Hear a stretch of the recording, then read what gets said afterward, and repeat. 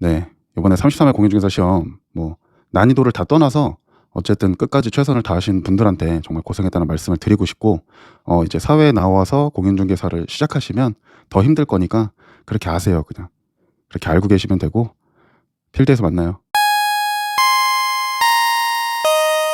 요번에 33회 공인중개사 시험 정말 난이도를 다 떠나서 정말 고생 많이 하셨습니다. 저도 31회 공인중개사로서 그 과정이 얼마나 힘들고, 누군가는 직장을 다니면서 하시기도 할 테고 누군가는 탱자탱자 거리면서 하시기도 하겠지만, 어떻게 되었든 그 끝까지 완주하셨다는 건 정말 높이 사야 되는 일이라고 저는 생각합니다.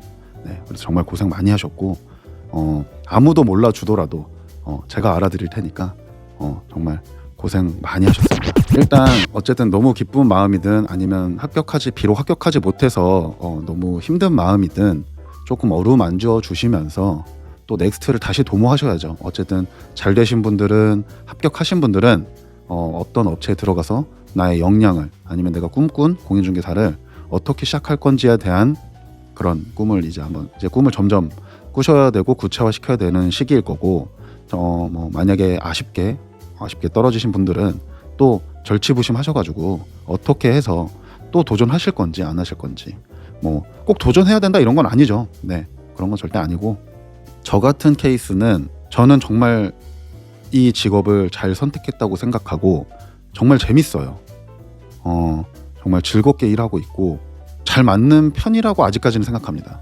엄청난 스트레스와 아직 탈모는 오지 않았는데 가슴의 한켠에는 응어리가 조금 있긴 하지만, 누구나 건강검진을 40대쯤 받으면 용종 있듯이 그런 느낌이거든요.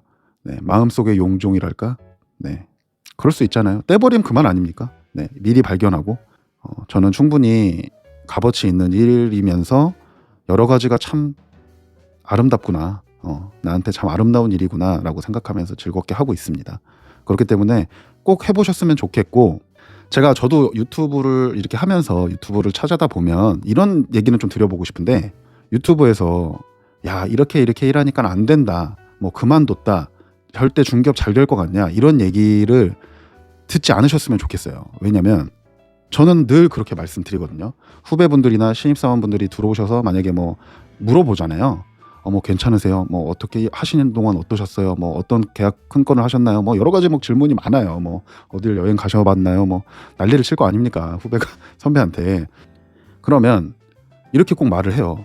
5개월 정도 아니면 1년 정도는 수입이 없다고 생각하셔야 됩니다.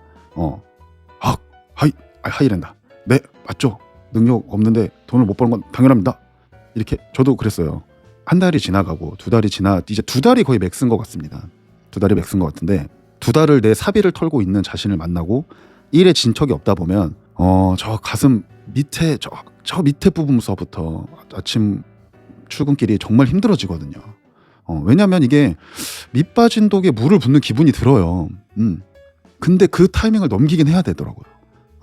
일정한 그 시간이 지나면서, 올바른 길을 행하고 있을 때 지나면서 그 결과물이 나오는 타이밍이 있는데, 누구는 빠르고 누구는 늦을 수 있어요. 근데 연연하게 되거든요.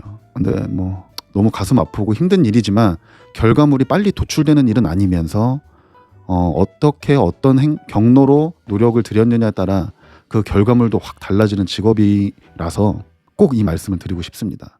너무 힘든 면만 보고 나가서 야 중개업은 안 되는 거야, 중개업은 끝났어, 중개업은 될 일이 없어, 이렇게 하시는 분들의 얘기는 저는 별로 좋은 모습은 아니라고 생각합니다. 정말 2년, 3년, 10년 해보시고, 내가 근데 10년을 할 수 있었다는 건 그게 꼭 성적으로 이어지지 않더라도 저는 충분히 그분의 능력이라고 생각하기 때문에 배울 점이 있다고 생각하거든요. 그런 분들이 말씀하시는 건 들을 수 있다고 생각합니다. 얻을 점이 분명히 있다고 생각하고, 맞아요, 잘하는 사람도 있으면 못하는 사람도 있을 수 있죠.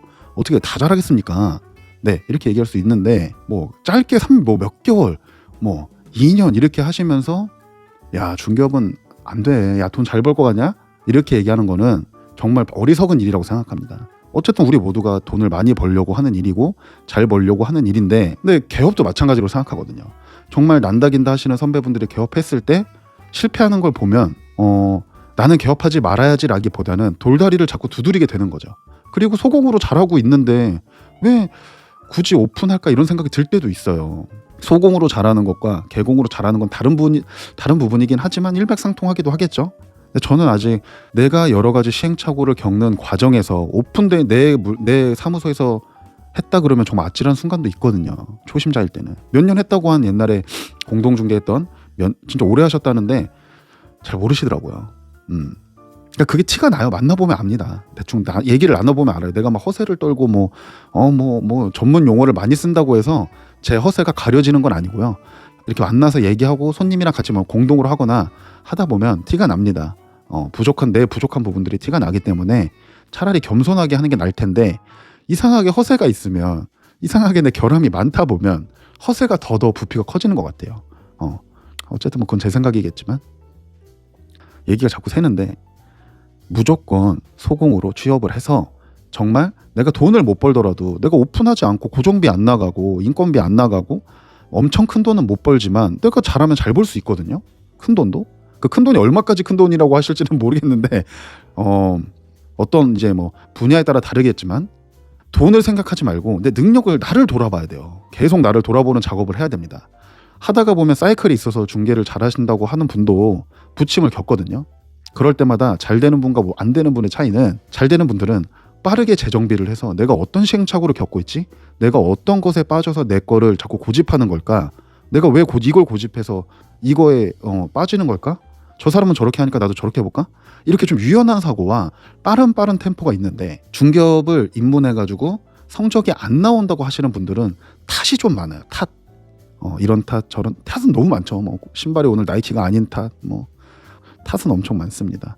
탓을 돌리기 이전에 나를 돌아봐야 되는데, 이거 물건 좋은데 왜 이렇게 계약을 안 하는 거야, 이런 얘기를 많이 하기도 하고, 그러다 보니까 그런 건 없죠. 물건이 좋은데 어떻게 안 나가겠습니까? 내 눈에 좋은 건지 남의 눈에 좋은 건지 객관적인 그런 눈을 키워야 되는데, 내 눈에 좋으면 뭐 다 좋은 겁니까? 비싸면 다 좋은 거예요? 그건 아니잖아요. 네.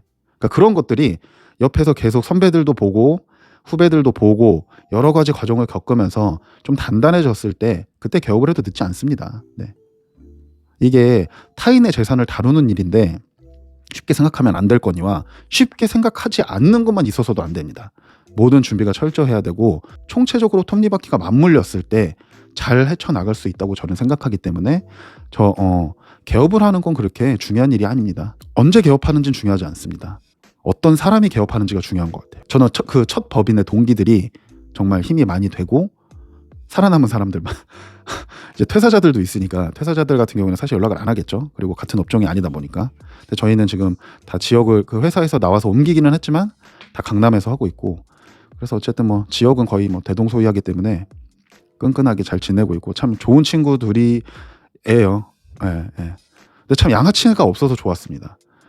뭐 시청자분들이나 뭐 보시는 분들이 저를 어떻게 생각하는지 외면적으로는 잘 모르겠는데, 외관상 진짜 저는 사실 그런 거 정말 싫어해가지고 첫 회사에 입사했던 것도 정말 깔끔하고 그 퓨어한 느낌이 있어요.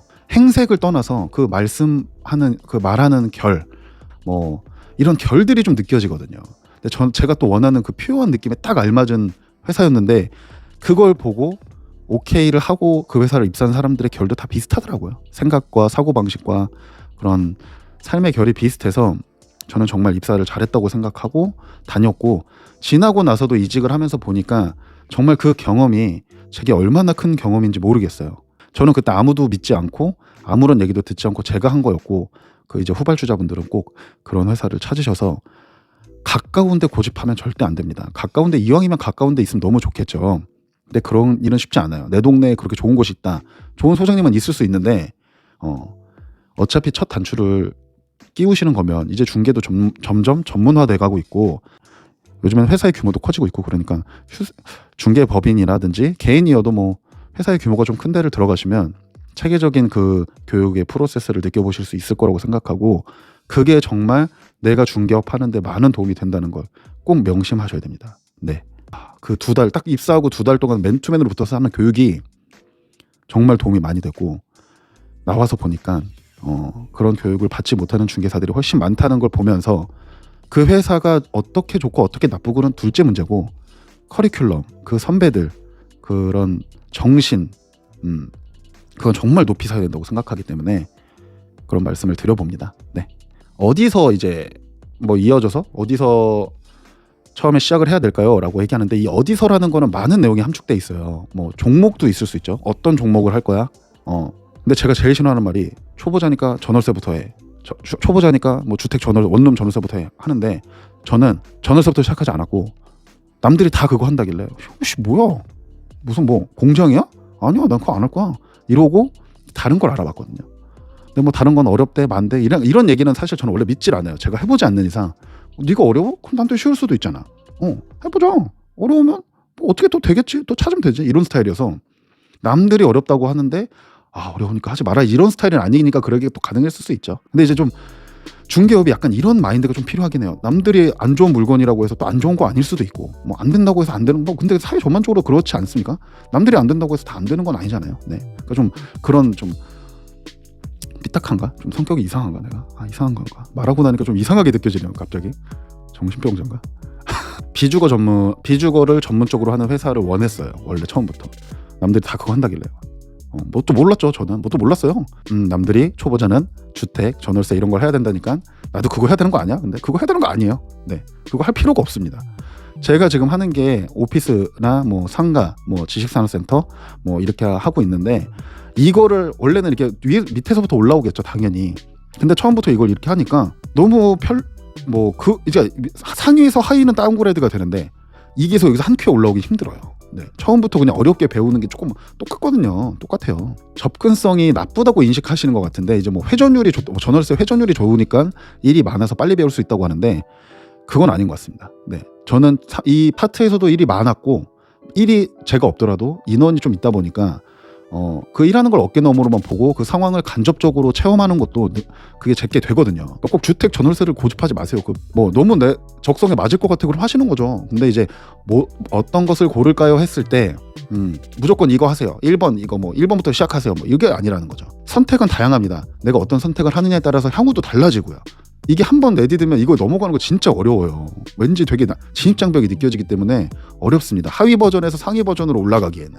근데 스타트를 여기서 걸어버리면 내려오기는 정말 쉽습니다. 안 하겠죠?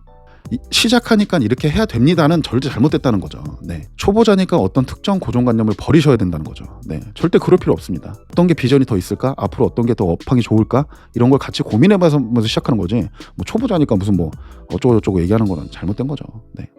초보자는 그런 건 초보자니까 그런 게 어딨어. 그렇지 않습니까? 네.